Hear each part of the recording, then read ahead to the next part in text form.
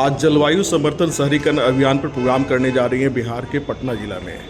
क्या विशेष रख रही हैं सेवा भारत की तरफ से? नमस्कार।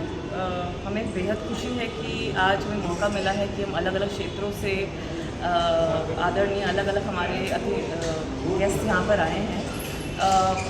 आई थिंक अभी छुपा नहीं रह जा सकता कि क्लाइमेट चेंज है, जो जलवायु परिवर्तन है, ये बहुत बड़ा मुद्दा हो चुका है, जो हमारे रेगुलर जीवन में और हमारे रोज़गार में भी काफ़ी असर लेकर आ रहा है। तो हमारा यहाँ पे आने का उद्देश्य ये है कि जो आम आदमी है, जो आम महिला है, उसको इकट्ठा करें, एकत्रित करें।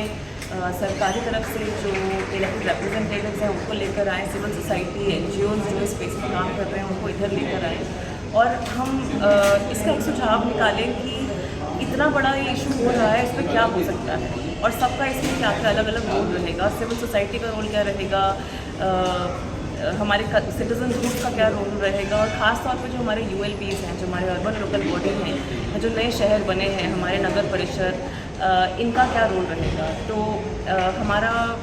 हमारी ये इच्छा है, उम्मीद है कि एक नीति के तौर पे इसमें हम लोग अलग अलग शहरों में क्लाइमेट एक्शन प्लान लेकर आएंगे, जिसके अंदर हम छोटा नहीं बट लंबे दृष्टिकोण के साथ कोई सल्यूशन निकालेंगे कि किस तरीके से डेली लाइफ जो है वो extreme heat, erratic rainfall, floods every year, इसको हम एड्रेस कर सकें और साथ साथ ही लॉन्ग टर्म विजन भी लेकर आएँ कि किस तरीके से जो रोज़गार बदल रहे हैं या जो नए ग्रीन एनवायरमेंटली फ्रेंडली रोज़गार आ रहे हैं, उसमें ख़ास तौर से असंगठित क्षेत्र की जो महिलाएं हैं उनको भी कैसे साथ में लेके जाएं, क्योंकि इस इतने बड़े कठिन परिस्थिति में जो ये महिलाएं हैं सबसे आगे हैं। तो हमारे हिसाब से सोल्यूशन के अंदर भी वो आगे होनी चाहिए। केंद्र सरकार और राज्य सरकार अपने स्तर से जलवायु परिवर्तन पे काम कर रही हैं, फिर भी आप उनको क्या संदेश देना चाहिए, क्या उम्मीदें हैं आपकी सरकार से?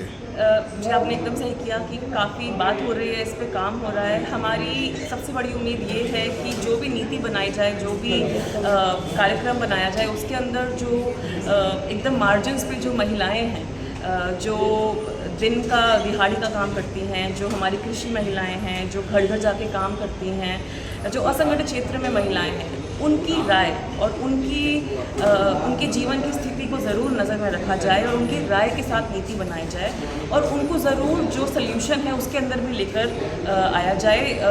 संगठन में बहुत शक्ति है, इन महिलाओं में बहुत शक्ति है, इनमें बहुत इच्छा है काम करने की, यही हमारी उम्मीद है। अन्य राज्यों की अपेक्षा बिहार राज्य का पर कैपिटा इनकम काफ़ी कम है और महिलाओं का देखा जाए तो और कम हो जाएगा। तो क्या आप क्या उम्मीद करती है सरकार से, कैसे इस पर कैपिटा इनकम को बढ़ाया जाए? जी, मेरे हिसाब से और सेवा का भी यही सोच है और हम 50 सालों से ये कह रहे हैं कि जो असंगठित क्षेत्र में महिला है वो रोज़ मेहनत करती है, लेकिन क्या उसकी मेहनत की, क्या उसके काम की पहचान है? अगर उसके काम की पहचान करी जाएगी तो आपका GDP का कैलकुलेशन भी काफ़ी अलग दिखेगा, महिलाओं का फीमेल लेबर फोर्स पार्टिसिपेशन का भी जो एस्टिमेशन है काफ़ी अलग दिखेगा।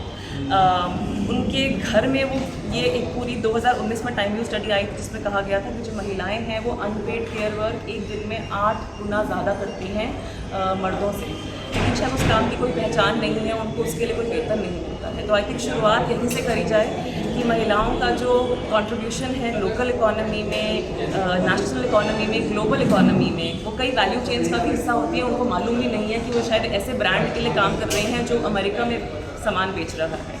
आई थिंक पहचान से शुरू करेंगे तो बहुत आगे जाएंगे। जैसे राज्य सरकार ने अभी बहुत अच्छा किया है, महिला उद्यमियों के लिए 10,000 रुपये निःशुल्क दे रहा है, जो वापस नहीं लेना है, और उसके बाद 2 लाख रुपया सहयोग राशि देगी। इस पर आप क्या कहना चाहेंगे?